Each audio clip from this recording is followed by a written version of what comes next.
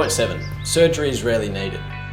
Only a minute proportion of people with back pain require surgery, and research tells us that the medium to long-term outcomes of surgery are no better than non-surgical interventions such as exercise, developing a greater understanding about what pain means and what factors are contributing to an individual's pain and addressing those. So no two people have the exact same pain experience, and every individual should be managed as just that, an individual with treatment specific to their impairments. Number 8. The perfect sitting posture may not exist.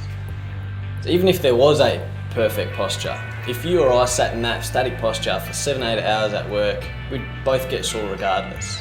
So the key word here is variability.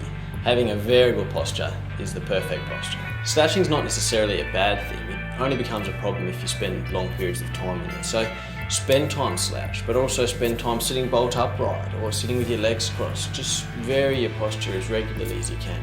The ability to vary our posture, together with learning how to move in a confident, relaxed manner, is very important in people with back pain. Number 9.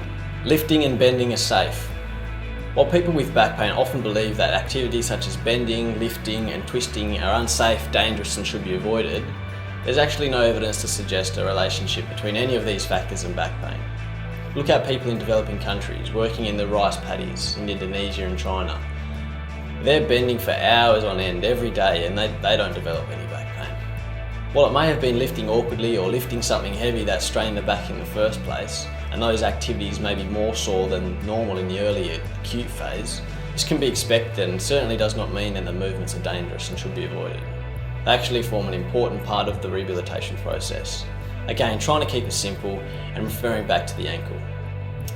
You've just rolled and hurt your ankle while you were running. You can expect some soreness in the first few days, but you want to introduce some gentle movements very early and then progress it back to full, if not greater, strength and balance to make sure it doesn't happen again. Not roll your ankle, rest it and never move or run on it again. Number 10. Avoiding activities and moving carefully does not help in the long run. Especially in the first few days, your movement can be significantly altered due to back pain, similar to limping after spraining your ankle. But generally your movement normalises as the pain settles. While it may initially be difficult to get back to valued activities which are painful or feared, it is important, and it's not uncommon for people to develop different movement patterns as a result of fear or pain, or believing that the movement will cause them more damage. These altered movement patterns can actually increase the strain on your back and are unhealthy in the long run. Number 11. Poor sleep influences pain.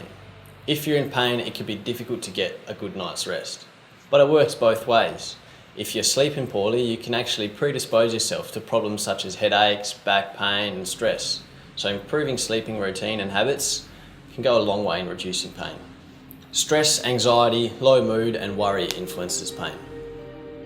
So these things have a large impact on things such as cold sores, irritable bowel syndrome and tiredness, and they also have a large influence on pain. Therefore, finding ways to manage these by doing the things we enjoy or engaging in relaxation can be very important in managing your back pain. Like I said, treating all the factors that contribute to your back pain, not just the biological or structural ones, is an important part of physiotherapy's holistic approach to treatment. Number 13. Exercise is good and safe. A lot of people with pain are afraid to exercise, but we know that regular exercise is very important in keeping you and your body fit and healthy. Exercise actually reduces pain and strengthens your immune system if it is commenced and progressed in a gradual way. So find something that's convenient, that you can afford, and most importantly, that you enjoy. It may be walking, cycling, playing football with the kids, or just taking the stairs.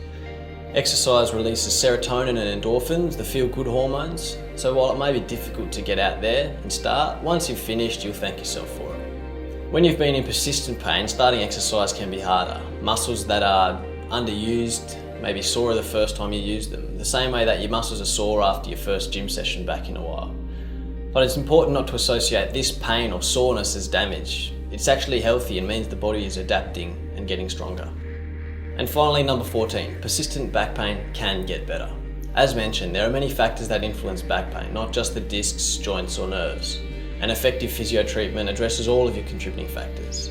It's common to become frustrated and lose hope after many different treatments have failed, but in a lot of cases, the treatment only addressed one factor that impacted on your pain.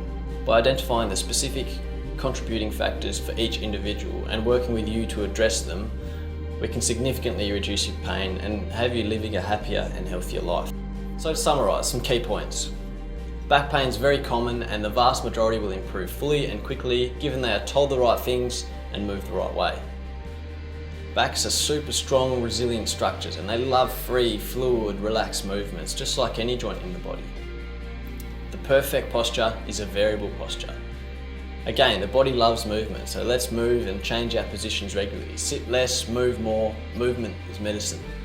And finally, persistent back pain can get better. It's very complex and influenced by many different things, not just your discs, joints or nerves. Seeing a physio will hopefully help you to simplify this complexity to help you take control of your health and happiness, the KISS principle. So like I mentioned at the start, the majority of this information is paraphrased from an article written by a group of Irish physiotherapists, and pained.com is a great website for more information. It's aimed at the patient too, so no complicated medical jargon. We also regularly post information on our website and social media, so you can check them out or book an appointment if you need. So hopefully these videos have helped shed some light. If you have any feedback or questions, I'd love to hear them. You can contact me at kevin@ferryroadphysio.com.au or simply post a comment. Thanks and have a great day wherever you may be watching this from.